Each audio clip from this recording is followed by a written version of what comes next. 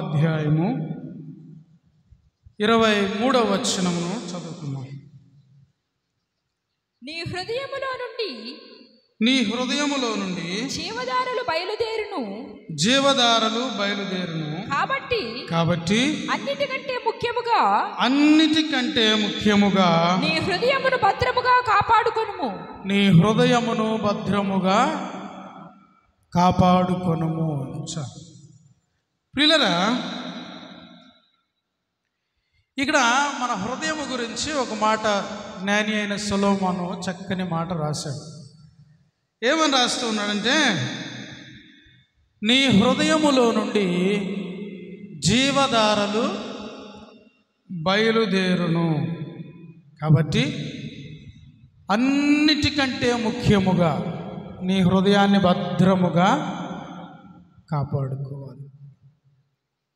మన దైనందిన జీవితంలో మనం వేటినో జాగ్రత్తగా కాపాడుకోవడానికి ప్రయత్నం చేస్తూ ఉంటాం.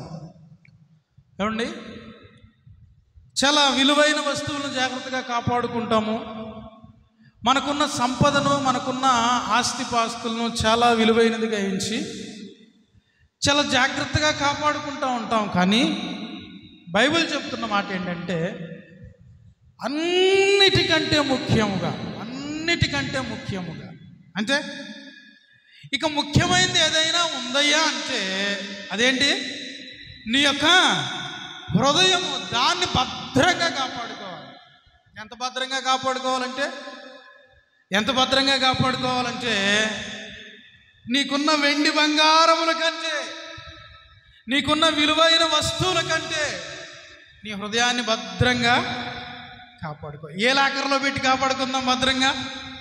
చాలామంది డబ్బున్న వాళ్ళు వాళ్ళ ఇంట్లో డబ్బును ఉంచుకోరు, వాళ్ళ ఇంట్లో బంగారాన్ని ఉంచుకోరు. ఎక్కడ పెడతారంట? బ్యాంకుల్లో లాకర్లలో పెట్టుకుంటారు. ఇప్పుడు మన హృదయాన్ని తీసుకెళ్ళి ఎక్కడ పెట్టాలి చెప్పండి? ఏ లాకర్లో పెడదాం? పెట్టడానికి వీలవుతుందా? కానీ బైబిల్ చెప్తున్న మాట, నీ హృదయమును భద్రముగా కాపాడుకో. ఎందుకు భద్రంగా కాపాడుకోవాలంటే హృదయములో నుండి ఒకటి బయలుదేరుతుందంట. ఏంటది? జీవధారలు. బైబిల్లో మనం పరిసార్లు చూసిన మానవుని హృదయములో నుండి జీవధారలు బయలుదేరును కనుక నీ హృదయాన్ని ఎలా కాపాడుకోవాలి? భద్రంగా కాపాడుకోవాలి. నా మాటలు మనకు అర్థమవుతున్నాయా? మీకు అర్థమవుతున్నాయా? మన హృదయంలోంచి ఏమొస్తాయి అంటే బయటకు జీవధారలు బయటకు వస్తాయంట. జీవధారలు మనం ఆలోచించినట్లయితే ధారలు అనేవి ఎక్కడి నుంచి వస్తాయి? సహజంగా మనం ఆలోచిస్తే బావి తెలుసు కదా మీకు. బావిలో నుంచి ఏమొస్తాయి? ఊటలు వస్తాయి. ధారలు అంటే ఊటలు. బావిలో నుండి ఏమొస్తాయి? ఊటలు వస్తూ ఉంటాయి. ఊటలు వస్తూ ఉన్నప్పుడు మనం ఏం చేస్తాం? చేదుకొని ఆ నీటిని త్రాగుతాము, అవసరాలకు వాడుకుంటాం. ఇక్కడ బైబిల్లో నరుని యొక్క హృదయము బావితో పోల్చబడి ఉంది అనుకోవచ్చు. దేంతో పోల్చబడి ఉంది? బావితో. నా హృదయము ఒక బావి అనుకుందాం కొద్దిసేపు. నీ హృదయము ఒక బావి. ఓకేనా? అనుకుందాం అందరం. మన హృదయం ఒక బావి. అయితే ఈ యొక్క బావిని, ఈ హృదయం అనేటువంటి బావిని ఎలా కాపాడుకోవాలి? ఏం చేస్తే కాపాడుకోవాలి? ఇప్పుడు మనం నీళ్లు చేదుకోవడానికి బావి దగ్గరికి వెళ్తాం కదా.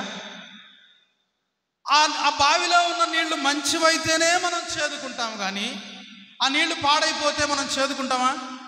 చేదుకోలేము. కనుక ఆ నీళ్లు పాడైపోకుండా ఆ బావిని జాగ్రత్తగా మనం ఏం చేయాలి? కాపాడుకోవాలి. మన హృదయం అనేటువంటి బావిని ఏం చేయాలంట?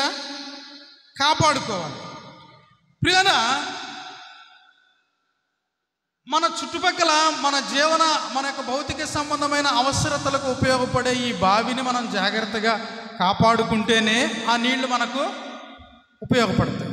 ఆ బావిలో చెత్త చెదారం వేస్తూ ఉన్నారనుకోండి, ఊరుకుంటారా? అవి మంచినీళ్ళు తోడుకునే మంచినీళ్ళు తాగే బావి, దానిలో ఏమి వేయకూడదని చెప్పి ఏం వేయరు, జాగ్రత్త చేస్తూ ఉంటారు, చాలా పరిశుద్ధంగా పరిశుభ్రంగా కాపాడుకుంటూ ఉంటారు. అదే ఆ బావిని కాపాడుకోకపోతే ఏమైపోద్దండి? పాడైపోద్ది. ఒక ఊరిలో నేను ఒక బావిని చూశాను. బావిని ఒక ఊరిలో చూడటం ఏందండి, మేము చాలా ఊర్లో చూసామంటారేమో. నేను ఒక గ్రామానికి వెళ్ళినప్పుడు చాలా పెద్ద బావి, గిలకల బావి, చాలా పెద్ద బావి. ఆ బావిలోకి నేను వెళ్ళి తొంగి చూసినప్పుడు ఆ నీళ్ళన్నీ మురికి పట్టిపోయి ఉన్నాయి, చెత్త చెదారంతో నింపబడి ఉంది ఆ బావి. ఎందుకమ్మా ఇలాగుంది అని నేను అడిగితే, ఒకప్పుడు ఈ ఊరంతా వచ్చి బావిలో నీళ్లు తాగేవాళ్ళండి. ఆ బావిలో నుంచి వచ్చే ఓటర్లో జీవం చచ్చిపోయింది, చప్పబడిపోయినాయి నీళ్లు, అందుకని ఈ బావిని వాడటం మానేశారు, అందుకని పాడైపోయింది అని చెప్తుంది. కనుక మన హృదయం అనేటువంటి బావి విషయంలో మన హృదయాన్ని మనం కాపాడుకోకపోతే అదేమైపోతుంది? పాడైపోయే ప్రమాదం ఉంది. ఈ దినాల్లో చాలా తొందరగా ప్రతి ఒక్క యవనస్తులు యవనరాలు హృదయాలు పాడైపోతూ ఉన్నాయి. అంటే కారణం ఏంటంటే వాళ్ళ హృదయాలను వాళ్ళు భద్రం చేసుకోలేకపోతూ ఉన్నారు. యవన కాలం మొదలుకొని, లేకపోతే యవన కాలం కాదు, బాల్యకాలం మొదలుకొని ఆదికాండంలో మనం చూస్తే నరుల యొక్క హృదయపు ఆలోచనలు ఎప్పటి నుంచి పాడవుతాయంట?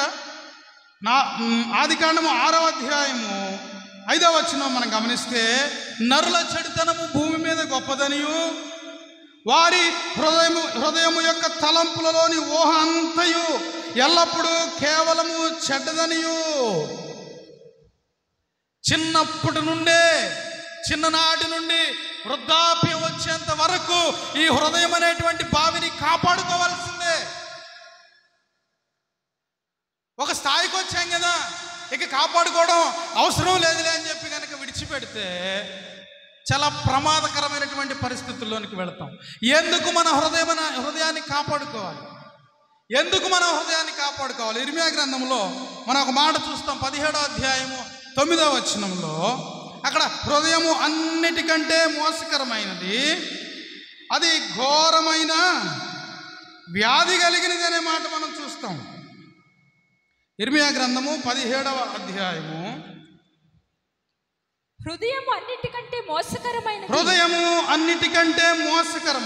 అది ఘోరమైన వ్యాధి కలిగినది. దాన్ని గ్రహించగలిగిన వాడెవడు? ఈ దినాల్లో అనేక మంది తమ హృదయములను గురించిన గ్రహింపు కలిగి లేరు.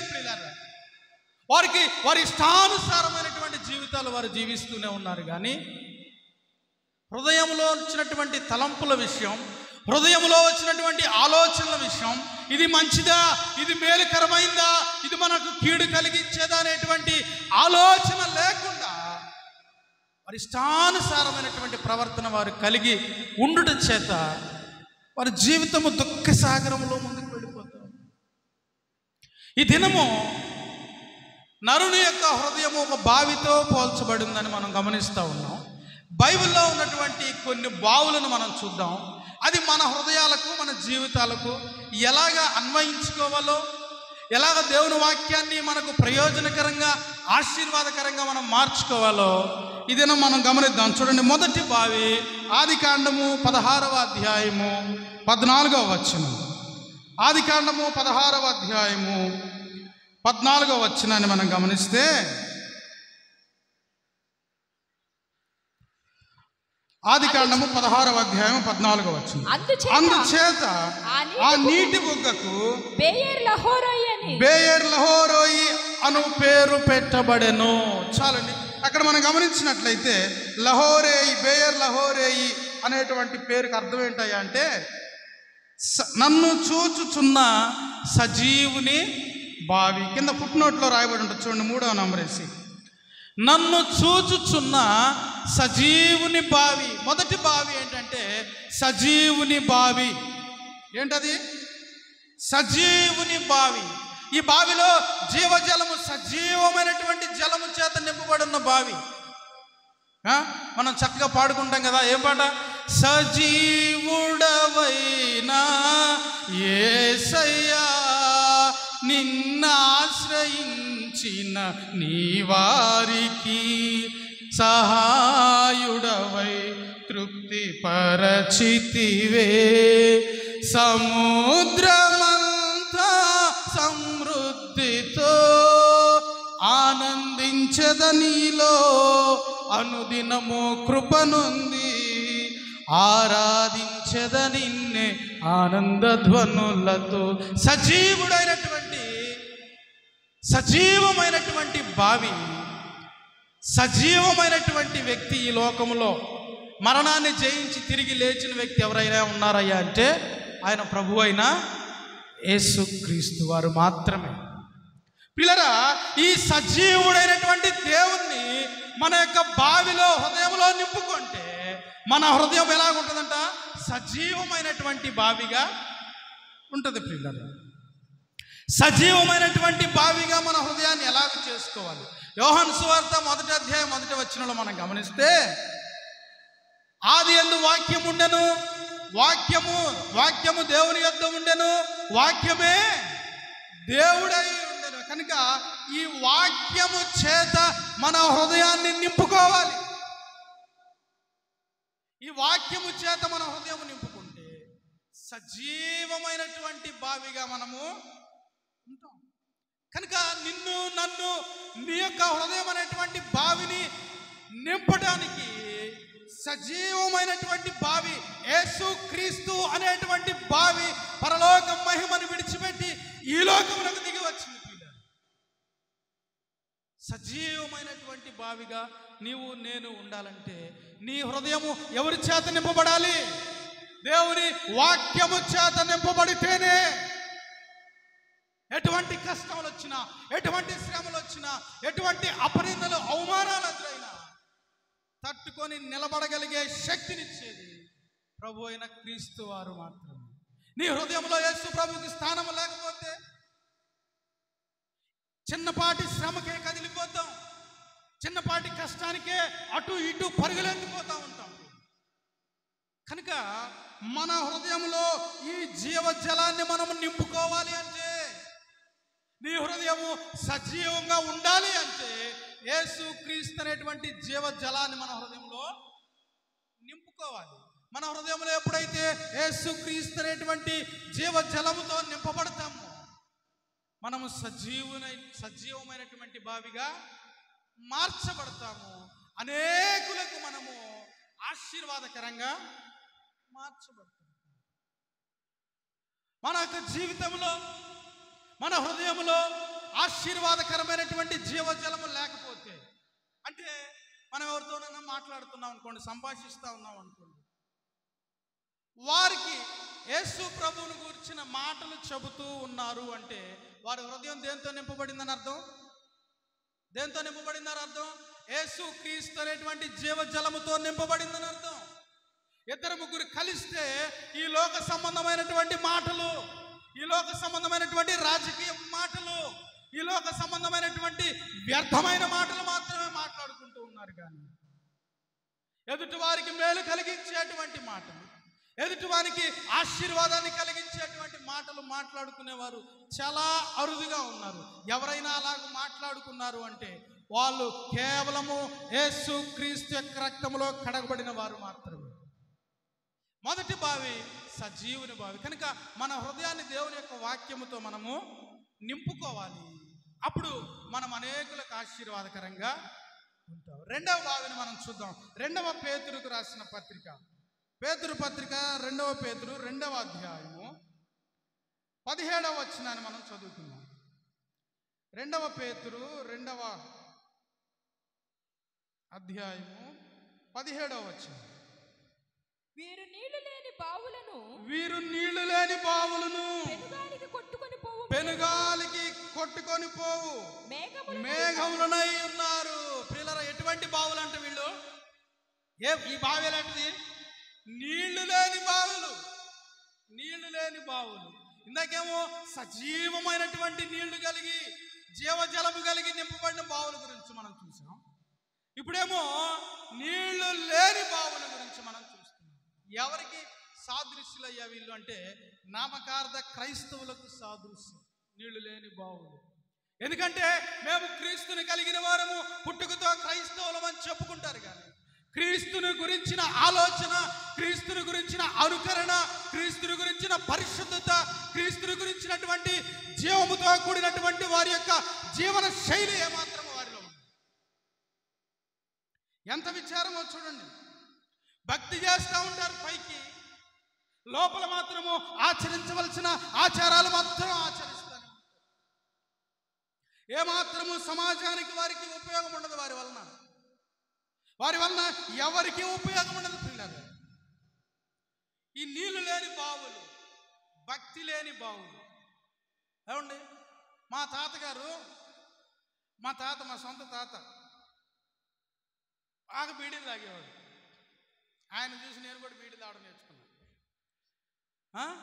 ఆయన భయంకరమైనటువంటి పాపములో ఉండేవాడు. ముసలోడైన 60 సంవత్సరాల వయసు వచ్చింది. ఇందాక అందుకునే వృద్ధాప్యంలో కూడా మన యొక్క హృదయాన్ని కాపాడుకోవాలని చెప్పి వచ్చిన డబ్బులన్నీ ఆ ఇంటికి పోతాయి. ఎప్పుడు 65 సంవత్సరాలు, సుమారు 60 సంవత్సరాలు అప్పుడు మా తాతకి. ఈ ఇంట్లో చూస్తేనేమో కొండలు డాన్సులు వేస్తూ ఉంటాయి. వాస్తవం నేను చెప్పేది నేను చిన్నతనంలో చూసింది. అయితే పెళ్ళిళ్ళు వచ్చినాయి అనుకోండి, ఈయనే బైబిల్ పట్టుకొని పెళ్లి చేస్తాడు. పెళ్లి చేయడానికి నిలబడేది ఈయనే, ప్రార్థనలు వస్తే నిలబడేది ఈయనే, మళ్ళీ లోక సంబంధమైనటువంటి దరిద్ర బ్రతికంతా బ్రతికేది ఈయనే. నామకార్థ క్రైస్తవ్యం ఎక్కడ తీసుకుపోయింది రోజు? ఆ మనిషిని నిత్య నరకాగ్ని పాలైపోయాడు. చివరి దశలో కూడా ప్రభు వైపు తిరగలేదు.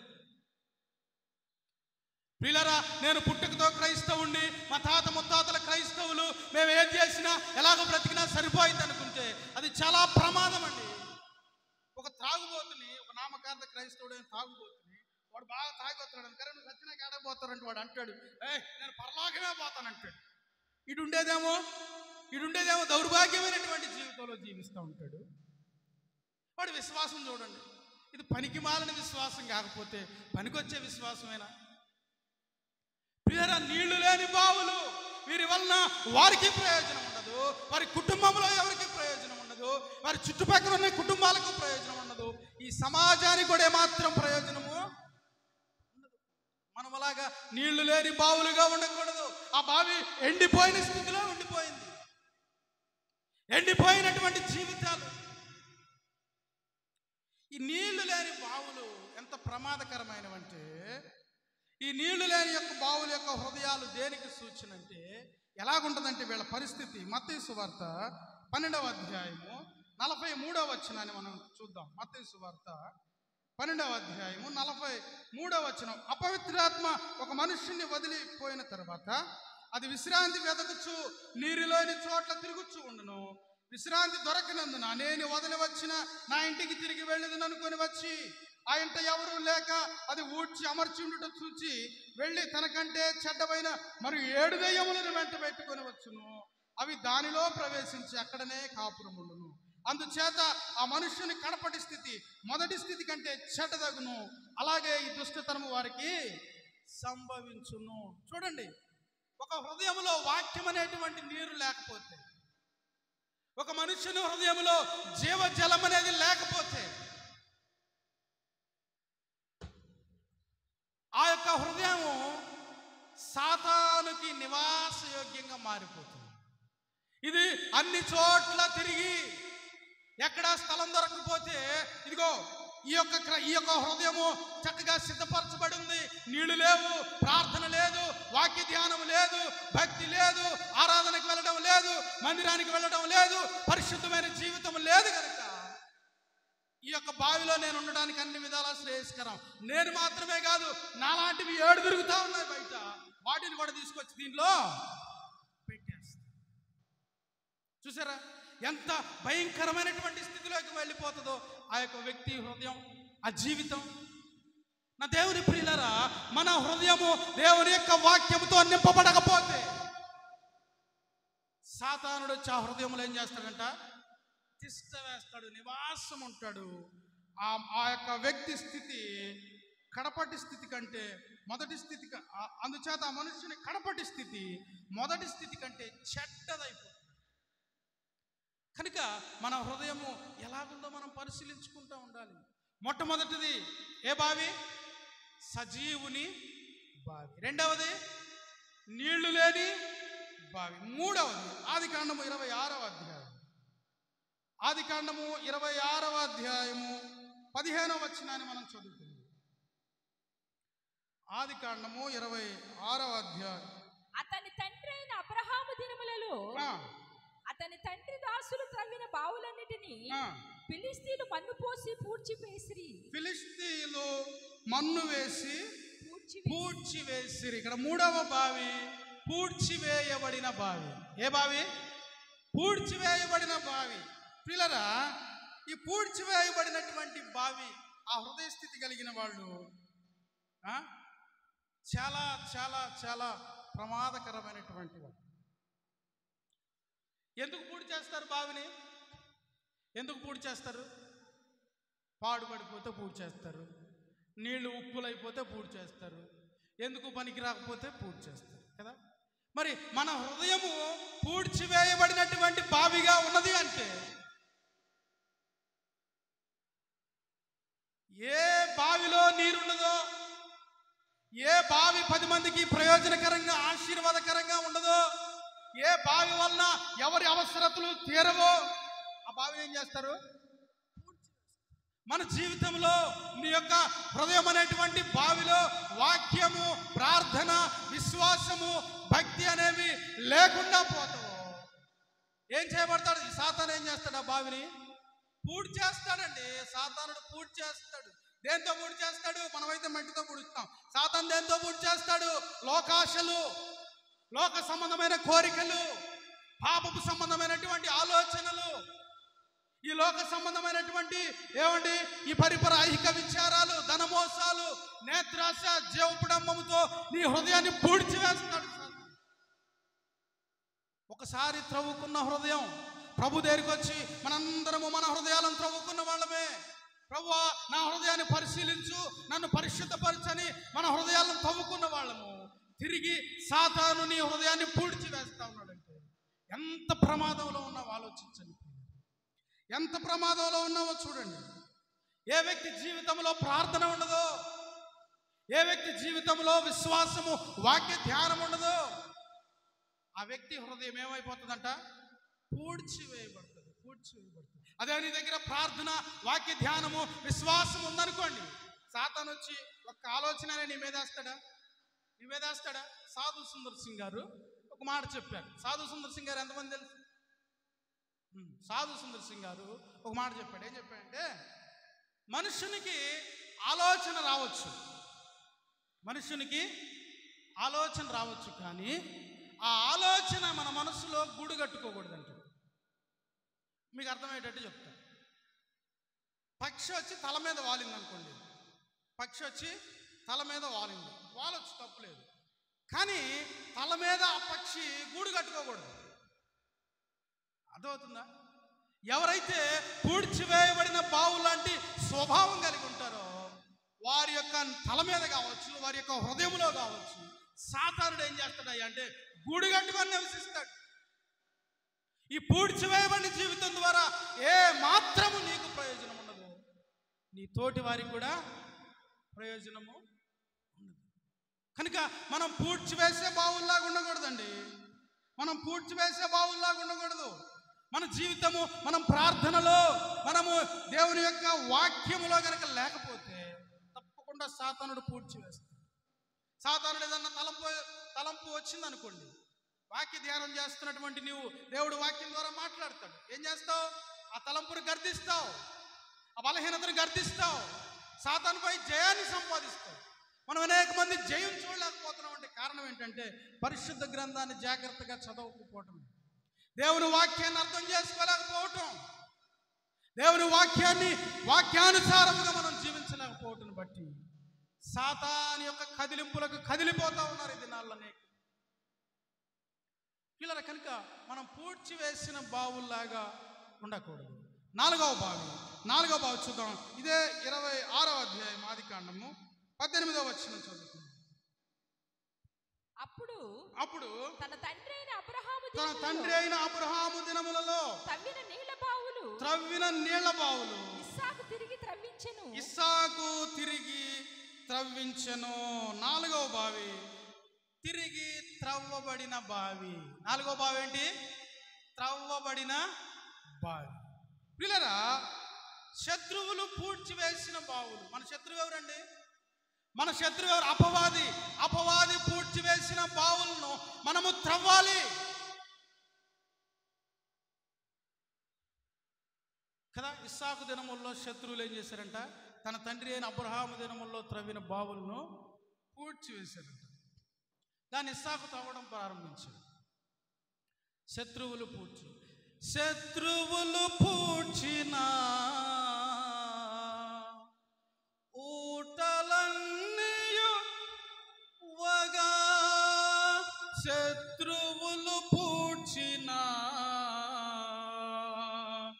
ఊటలన్నీయు ద్రవ్వగా, జలలు గల ఊటలు ఇస్సాకునకు ఇచ్చినావు. జలలు గల ఊటలు ఇస్సాకునకు ఇచ్చినావు. ఊటలు ఊటలు నా యేసు రాజా నీలోనే ఉన్నవి. ఊహలు నాదు ఊటలు నా యేసు రాజా నీలోనే ఉన్నవి. ఊహ కందవే నీదు ఆశ్చర్య క్రియలు. ఊహ కందవే నీదు ఆశ్చర్య క్రియలు. ఊహలు నాదు ఊటలు. పిల్లరా, శత్రువులు పూడ్చివేస్తా ఉంటాడు మన ఓటలను.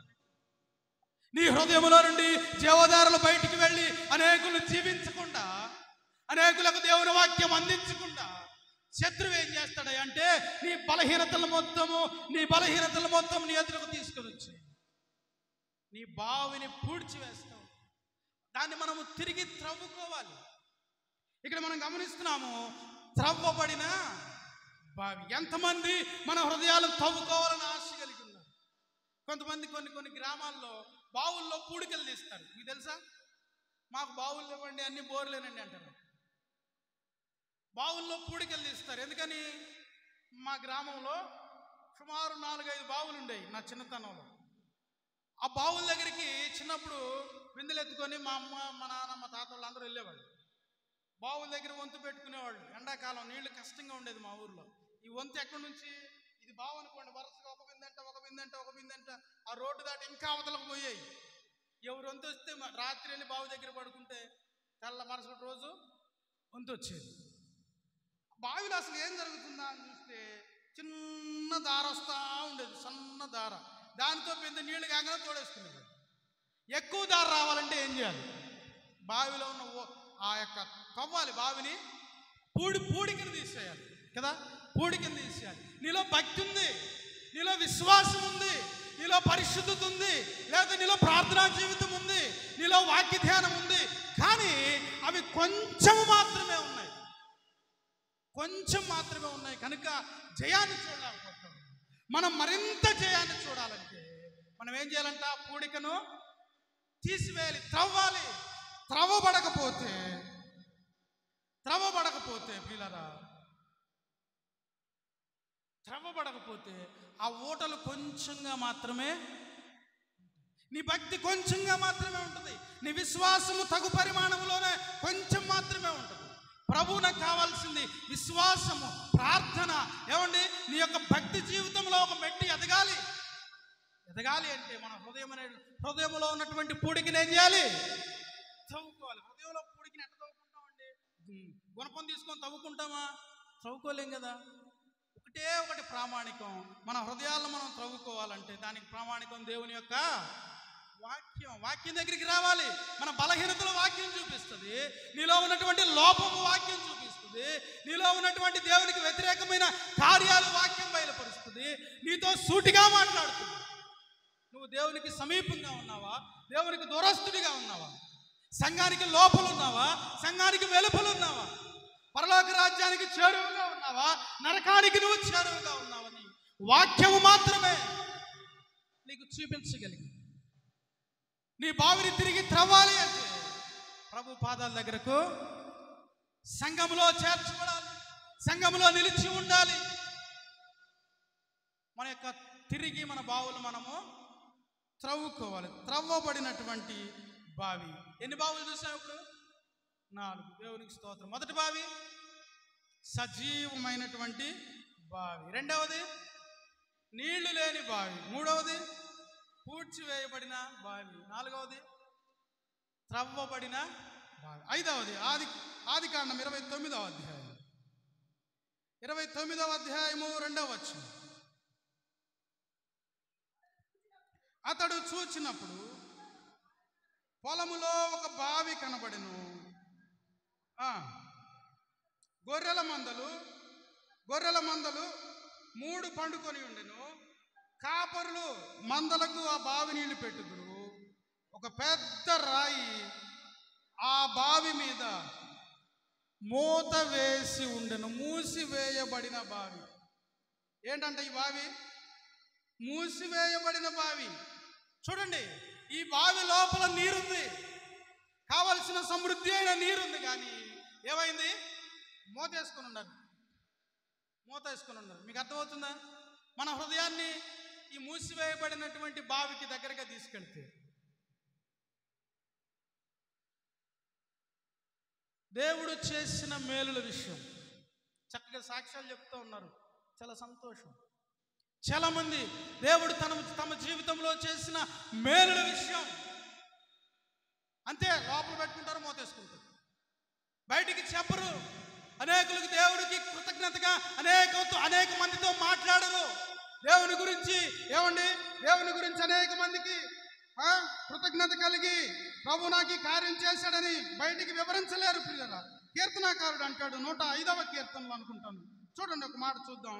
105వ కీర్తన మొదటి 2 చరణాలు మనం గమనిస్తే, యెహోవాకు కృతజ్ఞతాస్తుతులు చెల్లించుడి, ఆయన నామమును ప్రకటన చేయుడి, జనములలో ఆయన కార్యములు తెలియజేయుడి. ఎంతమంది తెలియజేస్తా ఉన్నాం? జనములలో ఆయన కార్యం ఎంతమంది తెలియజేస్తా ఉన్నాం?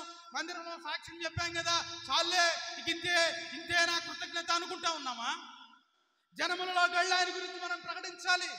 ఇదిగో ఇలాంటి స్థితిలో ఉన్న నేను, ఇలాంటి స్థితిలో పడిపోయిన నన్ను ప్రభు తిరిగి లేపాడు, నన్ను మీ మధ్య సజీవ సాక్షిగా ఉంచాడని మనము సాక్ష్యం చెప్పేవారిగా ఉండాలి. ఎవరైతే దేవుని గురించి సువార్త ప్రకటించరో, ఎవరైతే రక్షించబడి మారు మనసు పొంది విశ్వాసులం అని చెప్పుకుంటూ ఉన్నారో, వీరు దేవుని గురించి ప్రకటించకుండా అనేకులకు దేవుని గురించి వర్తమానము తెలియపరచకుండా ఉంటారో, వాళ్ళు మూత వేయబడినటువంటి బావులుగా ఉన్నారు. ఈ బావిలో ఏమున్నాయి? నీళ్లున్నాయి, సమృద్ధి అయిన నీళ్లున్నాయి. ఇంకా 3 మందలు ఎదురు చూస్తూ ఉన్నాయంట నీళ్లు తాగుదామని. కానీ ఆ బావి మీద ఏముంది? మూత వేయబడింది. నేను గుంటూరులో ఒక స్థలానికి వెళితే అది కాంప్లెక్స్, పెద్ద కాంప్లెక్స్ ఉంది. ఆ కాంప్లెక్స్ నడుచుకుంటే వెళ్తుంటే పెద్ద బావి ఉంది మధ్యలో. ఆ బావి మీద ఇనప కంచె వేసి మూతేసి తాళం వేశారు. అరే మూతేసారు ఏందయ్యా అంటే ఎవరైనా పడితే ప్రమాదం జరిగిపోద్దని, పైగా నీళ్ళు ఎవరు వాడలేదని తాళం వేస్తారు కదా. మనం కూడా మన హృదయం అనేటువంటి బావి మూసివేసుకోకూడదు పిల్లలు. మనం మొట్టమొదటి చదువుకున్నాం, నీ హృదయంలో నుండి ఏం బయటకు వస్తాయి? జీవధారలు బయటకు వస్తాయి. ఈ జీవధారలు వెళ్ళి అనేకులకు జీవం ఇచ్చే విధంగా ఉండాలి. ప్రభువుని గురించి తెలియపరచాలి, నువ్వు ప్రభువుని గురించి ప్రకటించాలి. ప్రభువు మనకు చేసిన మేలుల విషయమై ఇతరులకు ప్రకటించేవారిగా ఉండాలి. సమరయ స్త్రీ ఉదాహరణకు మనం తీసుకుంటాం. యాకోబు బావి దగ్గర సమరయ స్త్రీ గ్రహింపు తెరవబడింది, ఆమె కళ్ళు తెరవబడ్డాయి, ఆమె హృదయ స్థితి ఆమెకు చూపించబడింది. చాలు బాబు, నేను మాత్రమే రక్షించబడతాను బాబు, ఊర్లోకి వెళ్తే నా మాటలు ఎవరు నమ్మరని చెప్పి ఆమె అక్కడే ఉండి తన బావికి తాళం వేసుకోలేదు. కానీ ఏం చేసింది? పరుగున ఊళ్ళోకి పరిగెత్తుకుని వెళ్ళింది. రండి, నా యొక్క జీవిత చరిత్ర నన్ను గురించి ఉన్నట్టు చెప్పిన వాడు ఈయన కాదా, ఈయన మెస్సయ్య కాదా అని చెప్పి ఊరంతా సువార్త ప్రకటించు. మరి నువ్వు నీ ఇరుగు పొరుగు వారికి ఒక్కరికైనా దేవుని వాక్యం చెప్తా ఉన్నావా? దేవుని మాటలు, వాక్యం అంటే అమ్మో మేమేడ ప్రసంగం చేసేవులే అని అనుకోలేదు. దేవుని గురించిన మాటలు, అమ్మా యేసుప్రభువుని నమ్ముకోండి, ప్రార్థన చేసుకోండి, ప్రభు సహాయం చేస్తాడు. మొన్న మేము ప్రయాణంలో బండి ఎక్కి వస్తూ ఉన్నాం, నేను ఇంకొక పాస్టర్ గారు. కొంచెం బండి ఆపి కొద్దిసేపు నిలబడి మాట్లాడుకొని మళ్ళీ బయలుదేరే సమయానికి ఒక పెద్ద ఆయన అన్నిలో నుంచి అనిజనుడు, ఆయన గేదెలు కాసుకుంటా వచ్చి అక్కడ నిలబడి మా సంభాషణ వింటా ఉన్నాడు. వింటా ఉన్న తర్వాత ఇక మేము బయలుదేరే ముందు పలకరించాం. పెద్ద ఆయన బాగున్నారా, ఏం చేస్తామే, గేదెలు కాసుకుంటున్నాం, పెద్దవాళ్ళం కదా. ఎప్పుడైనా యేసు ప్రభు ప్రార్థనా మందిరానికి వెళ్ళారా? అసలు మేము ఎప్పుడు పోలేదయ్యా. యేసు ప్రభు ప్రార్థనకి వెళ్ళండి, మీకు దేవుడు ఆశీర్వదిస్తాడు, ఆరోగ్యం ఇస్తాడు, క్షేమాన్ని ఇస్తాడు అని చెప్పి ఆయనకి 4 సువార్త మాటలు కదా. వెళ్తానులేయా పిల్లరా. వెళ్ళటం, వెళ్ళకపోవటం, వినకపోవటం మనకు సంబంధం లేదు. దేవుని యొక్క వాక్యముని గురించి, దేవుని మాట గురించి ప్రకటించావా లేదా? తీసుకున్నారా, వాళ్ళు ఆశీర్వదించబడతారు. తీసుకోకపోయారా, ఆశీర్వాదాలను పోగొట్టుకుంటారు. మన ద్వారా ఒక వ్యక్తి ఆశీర్వదించబడాలి, కానీ నీ ద్వారా, నా ద్వారా ఒక వ్యక్తి ఆశీర్వాదాలకు దూరమే మాత్రమో కాకూడదండి. కనుక మనము మూత వేసే బావిగా ఉన్నాము అంటే నీ చుట్టుపక్కల వారిని ఎంతమంది ఆశీర్వాదాలకు దూరమయ్యారో ఆలోచించండి. వాడు వ్యాధిలోనే ఉంటాడు, వాడు శాపగ్రస్తమైన జీవితాన్ని జీవిస్తూనే ఉంటాడు, మనం బైబిల్ పట్టుకొని ఆరాధనకు వస్తూనే ఉంటాం. అమ్మ ప్రార్థనకి వెళ్దాంరా, పాస్టర్ గారు ప్రార్థన చేస్తారు.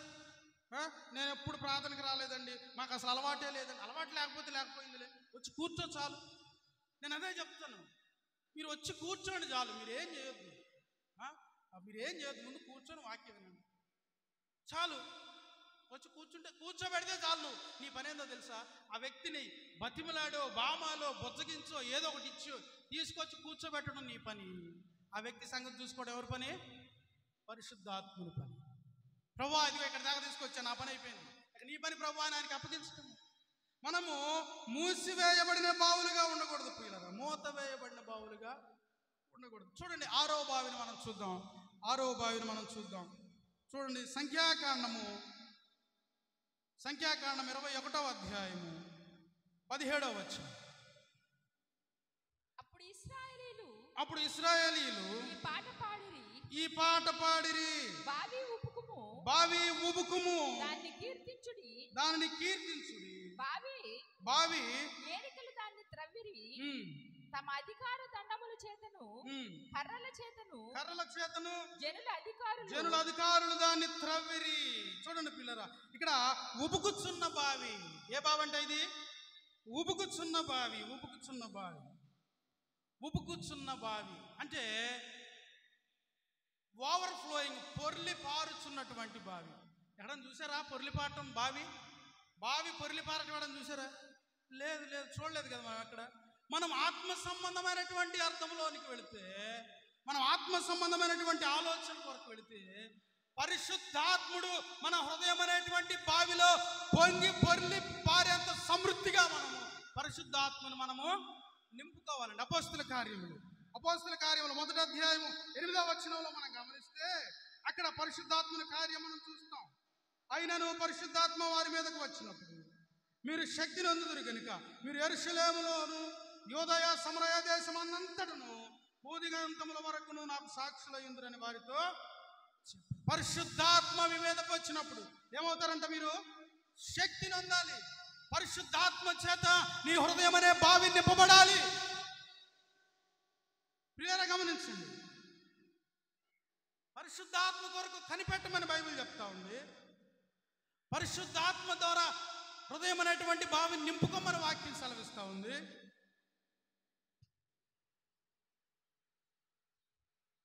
ఎలాంటి బావిగా ఉండాలి మనం? ఉబుకుచు ఉండేటువంటి బావిగా ఉండాలి. యెషయా గ్రంథం 44వ అధ్యాయం 3వ వచనం. యెషయా గ్రంథము 44వ అధ్యాయము 3వ వచనాన్ని చూద్దాం.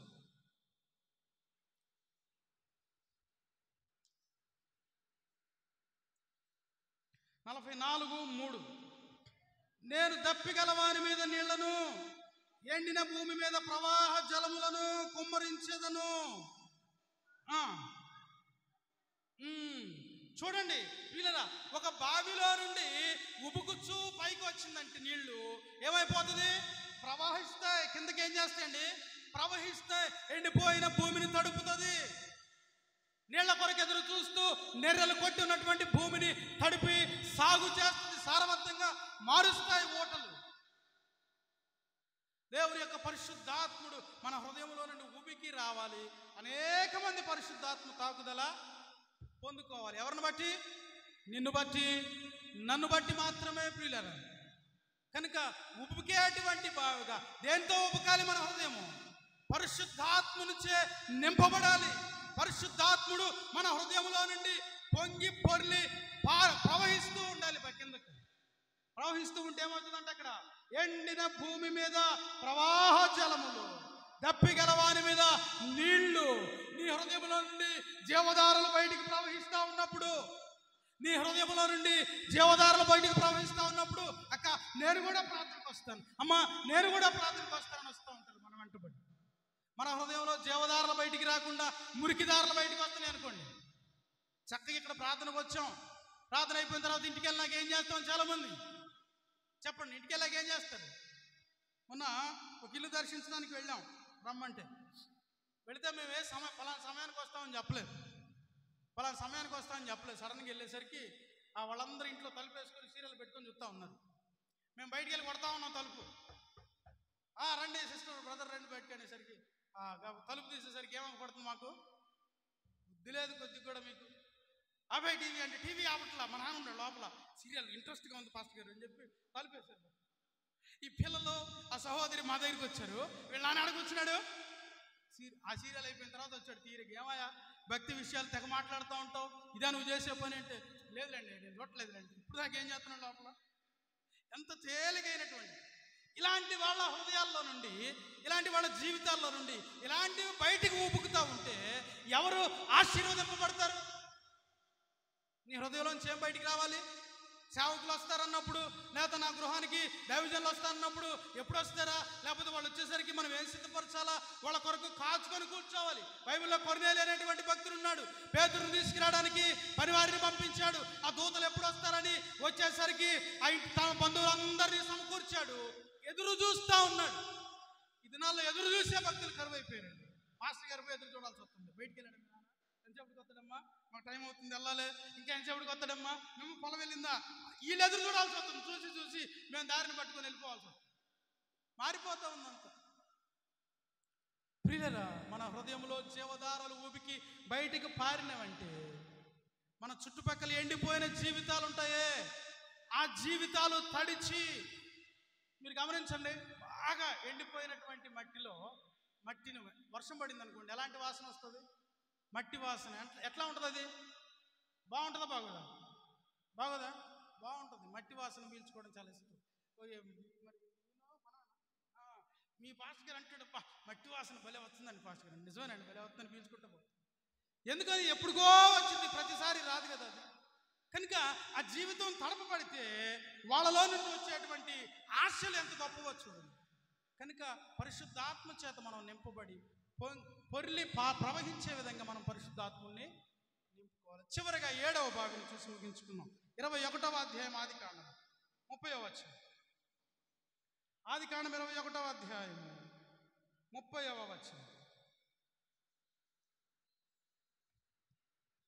నేను ఈ బావిని త్రవ్వించినందుకు, నేనే ఈ బావిని త్రవ్వించినందుకు నాకు సాక్ష్యార్థముగా 7 గొర్రె పిల్లలను నువ్వు నా చేత పుచ్చుకొనవలనని చెప్పాను. 7వ చివరి బావి, 7వది సాక్ష్యార్థమైన బావి. సాక్ష్యార్థమైన బావి. ఇక్కడ అంటున్నాడు, నేనే ఈ బావిని త్రవ్వించినందుకు సాక్ష్యముగా. సాక్ష్యార్థమైన బావి.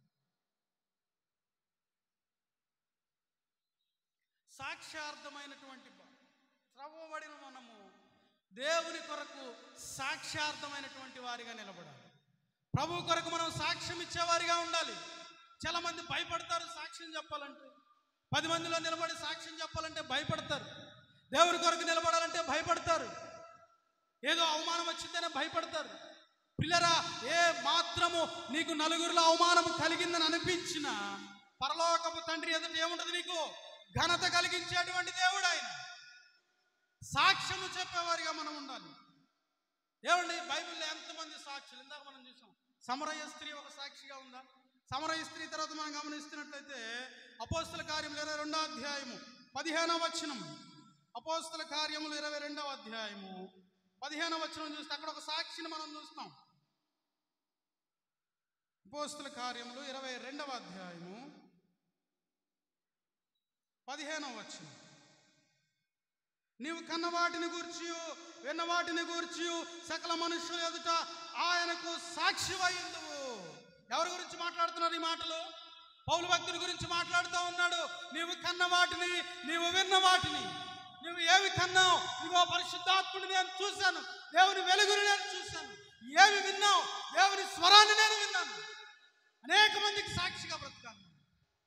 మనం అనేక మంది దేవుని ముఖ దర్శనాన్ని చూసిన వారమే, దేవుని యొక్క స్వరాన్ని విన్నవారమే, దేవుని యొక్క కృపను అనుభవించిన వారమే, దేవుని చేత మేలును అనుభవించిన వారమే, దేవుని చేత శాపగ్రస్తమైన జీవితం నుండి ఆశీర్వాదకరమైన మెట్టులో నిలబెట్టబడిన వారమే.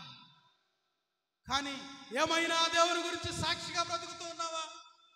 నువ్వు ఒక్కసారి కనుక దేవుడు నీ పట్ల చేసిన మేలు గురించి సాక్ష్యం చెప్పి చూడు, నీ జీవితం ఎంత ఆశీర్వాదకరంగా మారిపోతుంది. నువ్వు పనిచేసే స్థలాల్లో ఏమాత్రం దేవుని గురించిన సాక్ష్యం చెప్పరు. ఏమండి, దేవుని గురించి సాక్ష్యం చెప్పరు. నేను 2010వ సంవత్సరంలో కృష్ణపట్నం పోర్ట్లో జాబ్ చేశాను. కృష్ణపట్నం పోర్ట్ నెల్లూరు దగ్గర జాబ్ చేస్తూ ఉంటే ఆ రూమ్లో అంత యవనస్తులు ఉండేవాళ్ళు. నేను ముగించిపోతా ఉన్నాను అమ్మాయి మాటలు. ఆ రూమ్లో అంత యవనస్తులైన పిల్లలు మాత్రమే ఉండేవాళ్ళు. నేను ఒక్కడనే వివాహమైన వాడిని. నాకు వివాహం అయింది, ఉద్యోగం ఇచ్చి అక్కడికి వెళ్ళాను. నేను ఆ రూమ్లోకి వస్తున్నానంటే చాలు, వీళ్ళందరూ అని వస్తున్నాడు, ఈడు సర్దురా అని నీట్గా పెడేస్తారు. నేను రూమ్ దాటి బయటికి వెళ్ళానంటే చాలు, మళ్ళీ వాళ్ళ విలాసాలు. ఎందుకని? ఏం చూస్తూ ఉన్నారు? ధ్యానం లేచేవాడిని, ప్రార్థన చేసుకునేవాడిని, బైబిల్ చదువుకుంటా కూర్చునేవాడిని. వాళ్ళు ఏం గోలవాళ్ళు చేసుకుంటూ ఉంటారు కదా, అన్న ప్రార్థన చేసుకున్నాడు అనగా వాళ్ళు సైలెంట్గా ఉండేవాళ్ళు. నేను బైబిల్ చదువుకున్న కార్యక్రమం అంతా ముగించుకునేంత వరకు సైలెంట్గా ఉండేవాళ్ళు. ఈ క్రమం తప్పకుండా ఈ దినచర్యను చూడగానే వాళ్ళకి ఆటోమేటిక్ ఏమైపోతుంది? అన్నొస్తున్నాడు రా సైలెంట్గా అన్నబోతుంది. మనం కూడా సాక్షాత్మైన భావిగా ఉండాలి. మనం ఇతరులకు కనబరుచుకోవాలి. కొంతమంది బైబిల్ తీసుకెళ్ళటమే కష్టం. యవనస్తులైన పిల్లలు బైబిల్ తీసుకెళ్ళడానికి బదులుగా సెల్ ఫోన్ పడుకొని వస్తున్నారు, సెల్ ఫోన్లో వాక్యం చదువుతూ ఉన్నారు. ఏమండి, ఒక సహోదరుడు నాకు తెలుసు, నాకు స్నేహితుడు, నా క్లాస్మేట్ అన్నమాట. వాడు బైబిల్ తీసుకురావట్లేదు. ఏందబ్బా బైబిల్ తీసుకురావట్లేదు అంటే, ఫోన్లో వాక్యం వస్తుందిగా, ఇంక బైబిల్ అని. ఫోన్ని పరిశుద్ధ గ్రంథం అని చెప్పలేదు, బైబిల్ను మాత్రమే. ఈ ప్రపంచంలో ఎన్ని పుస్తకాలు ఉన్నా, ఈ ప్రపంచంలో ఎన్ని సాహిత్యం ఉన్నా, బైబిల్ను మాత్రమే పరిశుద్ధ గ్రంథము అని పిలువబడింది. ఈ పరిశుద్ధ గ్రంథాన్ని నువ్వు చేతబట్టుకుంటే నీకెక్కడ లేని ఘనత, నీకెక్కడ లేని ఆశీర్వాదం. బైబిల్ తీసుకుని ప్రార్థనకి వెళ్ళడానికి సిగ్గుపడతా ఉన్నారు. ఇది ఏమి సాక్షిగా బ్రతకగలవు నువ్వు? ప్రియులారా, అపోస్తలుడైన పౌలు అపోస్తలుడైన ఒక సాక్షిగా మారిపోయాడు. మనం ఒక సాక్షిగా దేవుని కొరకు మనము జీవించినప్పుడు మాత్రమే ప్రభు మన ద్వారా ఏం చేయబడతాడు? మహిమపరచబడతాడు. మార్కు సువార్త 5వ అధ్యాయంలో మనం చూస్తే అక్కడ సేనాదయాలు పట్టిన వ్యక్తిని మనం చూస్తాం. ఆ వ్యక్తి తన జీవితంలో ప్రభు తను దర్శించక ముందు అతని జీవితం ఎంత దారుణంగా ఉండేదో మనం తెలుసు. ప్రభు దర్శించిన తర్వాత స్వస్థ చిత్తుడిగా మారిపోయిన తర్వాత ఆయన మంచిగా కూర్చొని, ప్రభువా నేను నీ వెంటే వస్తాను ప్రభువా. ప్రభు ఏమన్నాడు? వద్దు కానీ నీవు దెక్కపోలికి వెళ్ళి నీ ఇంటి వారికి కనపరుచుకొని నాకు సాక్షార్థంగా నీవు బ్రతక. దెక్కపోలి అంటే 10 గ్రామాల కలయికను దెక్కపోలి అంటారు. 10 గ్రామాలు కలిసి ఉంటే ఆ ప్రాంతాన్ని దెక్కపోలి అంటారు. అక్కడికి వెళ్ళి నువ్వు సాక్ష్యం ప్రకటించమన్నాడు. ఈయన వెళ్ళి సాక్ష్యార్థంగా కనబడ్డాడు. చాలు, నీ యొక్క జీవితం, నీ వ్యక్తిత్వం, నీ నడక, నీ మాట, నీ చూపు ఇదే సాక్ష్యం చెప్తాయి పిల్లలు. కనుక మన జీవితంలో ప్రభు కొరకు సాక్షిగా మనం బ్రతికేటువంటి పరిస్థితుల్లోని మనం లేవాలి. ధైర్యం తెచ్చుకోవాలి. ప్రభు కొరకు సాక్ష్యం చెప్పాలి. నా స్నేహితులు ఏమన్నా అవమానించబడతారేమో. నేను పాస్టర్ గారు ఒక బ్యాంక్ దగ్గరికి వెళ్ళి మాట్లాడడానికి వెళ్తే ఒక ముస్లిం సహోదరుడు మమ్మల్ని గమనించాడు. మా మాట తీరులోనే, మీరు పాస్టర్ గారు అన్నాడు నన్ను. ఈయన పాస్టర్ గారు అన్నాడు ఆయన్ని. అవునయ్యా అన్నాడు. వందనాలు ప్రైజులాడు అన్నాడు. కుర్చీలేసాడు. ఎట్ట చూశాడు, ఏం గమనించాడు మమ్మల్ని? చాలా చక్కగా మా పని అంతా చేసి పెట్టడానికి ప్రయత్నం చేస్తా. పాస్టర్ గారు నేను ఒక మంచి పాట పాడతానండి అన్నాడు. ఎక్కడుండి వింటున్నారా? బ్యాంకులో ఉండి, బ్యాంకు సిబ్బంది అంతా ఉన్నారు వాళ్ళు. మేము పాట పాడతానండి అన్నాడు. పాట పాడతారా మీరు? నాకు మీడియంగా ఉంది. ఇంతమందిలో ఈ వ్యక్తి ఎలా పాట పాడతాడు అనుకుంటా ఉన్నాను నేను. ఇటువైపు నా వైపు. ఇంతమందిలో ఈ వ్యక్తి ఎలా పాట పాడతాడు అనుకుంటా ఉన్నాను నేను. ఈ వ్యక్తి పాట పాడతాననేసరికి తన సహచరులంతా వచ్చి, పాస్టర్ గారు బాగా పాడతాడండి మనోడు, పాడు బ్రదర్ అని ఎంకరేజ్ చేస్తున్నారు. వాళ్ళందరూ కూడా చాలా మంది హైందవులే ఉన్నారు. చూసారా ప్రియులరా? ఒక ముస్లిం వ్యక్తి తన యొక్క పని చేసేటువంటి స్థలంలో ప్రభుని ఏం చేస్తున్నాడు? పాట పాడాడు. మేము కూడా కలిసి పాడాడు. నిబ్బరము కలిగి ధైర్యము గుండు. ఆ పాట నాకు రాదు కానీ పూర్తిగా ఆ పాట పాడాడు. మొత్తం పాట పాడాడండి బ్రదర్ అనిల్ కుమార్ గారి పాట. నేను చక్కగా పాడాడు.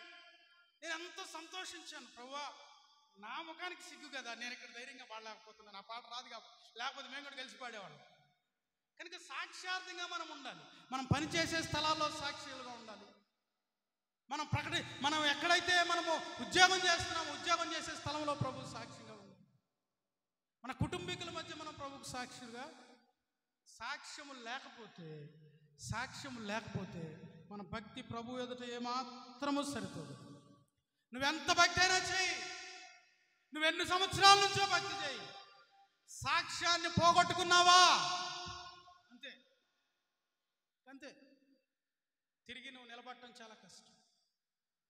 సాక్షార్థమైన బావిగా మనం ఉండకపోతే, పౌలును సాక్షార్థమైన బావిగా దేవుడు చేశాడు. ప్రపంచానికే ఒక గొప్ప మాదిరికరమైనటువంటి సువార్థికునిగా పౌలును నిలబెట్టాడు. కనుక మన దైనందిన జీవితంలో 7 అనుభవాల్లో కనుక మనం ఉన్నట్లయితే మన హృదయంలో నుండి జీవధారలు బయటకు వస్తాయి, అనేకులకు ఆశీర్వాదకరంగా మారుతాయి. ఒక్కసారి ఈ 7 అనుభవాలు మనం ఒకసారి జ్ఞాపకం గుర్తు తెచ్చుకుందాం. మొదటి బావి ఏంటి? మీరే చెప్పండి. మొదటి బావి ఏంటి? గుర్తుంటే కదా అయ్యా అంటారు. సజీవమైన బావి, దేవునికి స్తోత్రం. రెండవది నీరు లేని బావి. అమ్మ గుర్తుందా? రెండవ బావి ఏంటి? నీరు లేని బావి. మూడవది పూడ్చివేయబడిన బావి. నాలుగవది త్రవ్వబడిన బావి. ఐదవది మూత వేయబడిన బావి. ఆరవది ఉబుకుచున్న బావి కదా. ఏడవది సాక్షార్థమైన 7 అనుభవాల్లోనికి ప్రభు మనందరినీ నడిపించును గాక. దేవుడు ఆయనకు సాక్షార్థంగా జీవించేటువంటి కృప ఆయన మనందరికీ సమృద్ధిగా అనుగ్రహించును గాక. ప్రార్థన చేసుకుందాం ప్రభు సన్నిధిలో. దేవుడు మనందరి వినికిడిలో ఈ కొద్ది మాటలు దీవించును గాక. ప్రార్థన చేసుకుందాం ప్రభు సన్నిధిలో. మనందరము సాక్షులుగా నిలబడాలి. ప్రభువా, నేను మీ సన్నిధిలో సాక్షార్థమైన బావిగా